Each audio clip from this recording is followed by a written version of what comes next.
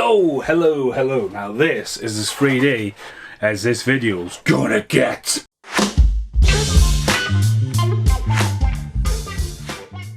Right, okay, hello. So, last night I went to see Jaws, the Odeon, and there was two options, IMAX or 3D. Now, on its anniversary about 2 years ago, I went to see Jaws, and Brit was meant to come but couldn't come, so I took my mum, and my mum was like, me and your dad went on a date to see Jaws, and I was like, wow, you know. And when I got there, I sat next to Action Jackson. Quite a funny story, that, you know, and it was a great experience. It was packed. It was only on one showing, and it was packed, and my mum absolutely cacked herself when Ben Garner's head comes flying out the boat, and like, whoa. So well done, mum. So we were going to go a couple of days ago, and me, Carl, Paul Ray and Casper were going to go, but again, trying to sort out our shifts was all over the place. And then we hummed and hawed, and then Paul went and seen it and was like, oh my god, it's good. And I went, Paul, we've been meaning to do the Jaws 2 podcast for almost a year now. Me, Carl and Paul sat down and did a podcast for Jaws. This is In Evil Eye Art. I always say In Evil Eye. It's Evil Eye Art. The band is In Evil Hour. The artist is Evil Eye Art. And I was really tempted to see The Shark Is Broken down in London. And been humming and hawing for Jaws. Now, do I need to go and see the Jaws at the Pictures? Have I got it on Blu-ray? Have I got it on 4K? Have I got it on Steelbook? I think they're just handy here. Have I got a Japanese one? Yeah. They're there. Got it on Laserdisc if I need the Laserdisc. Got it on VHS if I need the Laserdisc.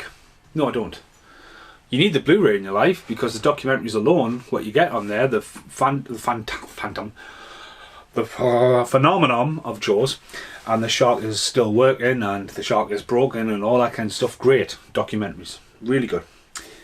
How they made it, how to take on that, to take the book. It's Jaws 2, but you know what I mean. To take the book and take that into a film, you know, it's ludicrous. And I've seen it at the Pictures. So do I need to go and see it at the Pictures again? Yes, because it's in 3D. Now 3D is long gone. I personally got told that's why I'm dying about a week ago, because we didn't do 3D films anymore, and I was like, wow, like it's not even 10 o'clock in the morning, I'm dying apparently because I don't have 3D films. I'm like, what? 3D is completely gone from how big 3D was 5-6 years ago. 4K has got a lot to answer for that, and I've already said this and gotten into conversations with quite a few people, that Avatar, when it drops, it's getting reissued at the end of this month and then drops again. You're going to see a resurgence of 3D, but personally, it should be kept at the cinema, because if cinema can get it right, right. Home conversion, films should be about sound and quality, not in a glasses effect, you know what I mean? It's one of the things you go to the cinema for a reason, and that could be a massive resurgence. Considering Jaws is 50 years old, and considering that, you know, certain other films come out, I personally remember going to see, it was Resident Evil Part 4 at the cinema, and I was like, the only thing 3D about that was the text. I struggle watching 3D films, the depth perception and all that, and maybe I need to wear my glasses on top of my glasses. But going to see Jaws on the big screen, dolled up, and this was converted around the same time things like Jurassic Park and Predator were converted, when the craze was like, can we convert these old films, as Paul Ray likes to put it. And I sat there, and straight away the font comes out. That is after two trailers for Avatar, 1 and 2. Like how we want. You watch it, and you know, going around the campfire and you feel the depth. I don't think it worked as good when it was dark, but considering this film is older than me myself, I absolutely fucking love the movie. The sound is always good.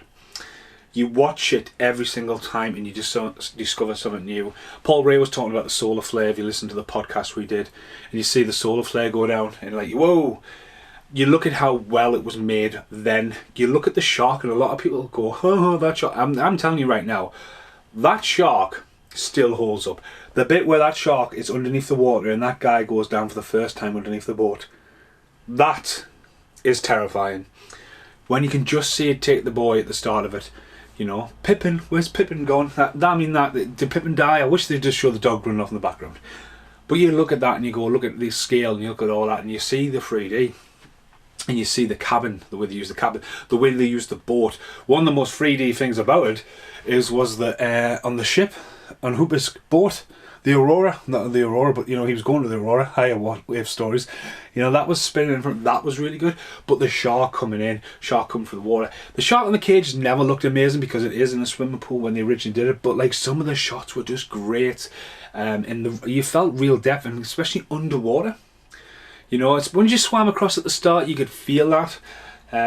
But I came out of the cinema last night and was like, I mean, I've seen The Thing and First Blood in the last couple of months, and these are films I've seen, and the audience engagement.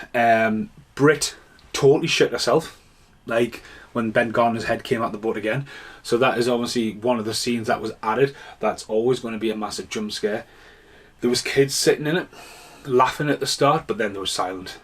There's something about I mean, every time it was going and then when it goes doom doom doom doom doom doom doom doom, me and Brit's both heads were doing this. Just because you're in for the ride, you're capturing it. And like again, I've got so much like Jaws stuff, and I normally used to be behind us, but like there's an out. You know, I was humming and hawing. It was £27, and I was like humming and hawing. Do I go and see this? And yeah. So if you've got a chance to see Jaws in 3D, we're never going to get Jaws 19, right? Put it this way, but there's a chance to see Jaws now in 3D. Now you want to talk about 3D? Let's talk about the Jaws sequels in the outtakes. So I'll see you in the outtakes. Now who's smiling?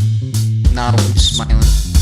Now who's smiling? Now who's smiling? Okay, so I wasn't planning for this to go into such a Babylon rant, as we're going to say. I've got other stuff to do, like taking up this VHS camera and going having a film with that. How random's that? I think the window's open. Jaws 2 is definitely underrated. I did a lot of research with Jaws 2 prior to us doing the podcast, and then Paul Ray couldn't do it, and we've been trying to do the podcast for about a year. There's a great documentary on Jaws 2 about trying to get this film made. There's going to be 2 sharks, there's another. It is a good film that is generally scary, and again, it's like going on a ride a second time on a different route. I think there's a little bit more there. I like the mystery, the orcas at the start, the camera, the discovery. I think it deals with that. Got the returning cast, it writes out. Richard Dreyfuss, you know, covers all that, right? A lot of the original cast of the Islanders are back, done, dusted, right? Jaws 3 comes along in the 3D era, and like, Jesus, fuck my life. The idea of putting it in SeaWorld, it's a nice idea. You know what I mean? It's, especially with me, SeaWorld at the time, I was lucky enough to go to SeaWorld in that era of the 90s. To see it look big, and I have fond memories of that.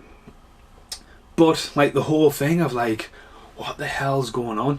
Like the 3D, and then, you know, like, it looks really bad. Especially when it just stops and the glass breaks. It's just so bad. The Dennis Quaid's in it. There's a few more famous people in it. The kids have grown up to continue the story, but then Jaws the Revenge comes along. The Revenge.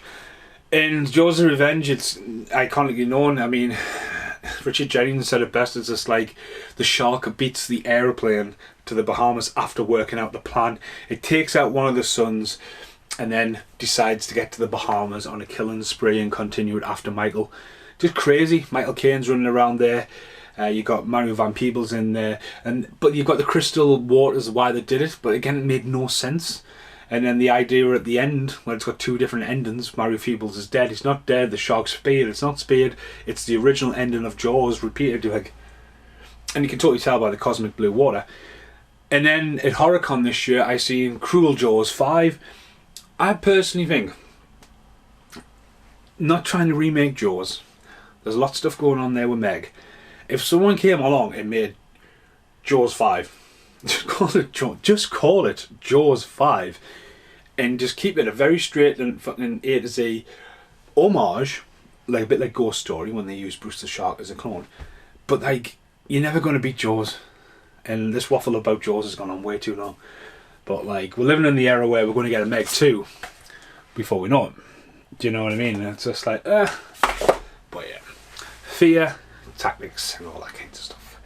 Right, I need to get this camera and go and do some. Oh my God, Where's it? Can you imagine? Like, this is a VHS camera. Can you imagine taking on a bigger camera onto a boat and then trying to get the shots? That's another thing you've got to take in about Jaws. No CGI. Thanks for watching. Go Ivan.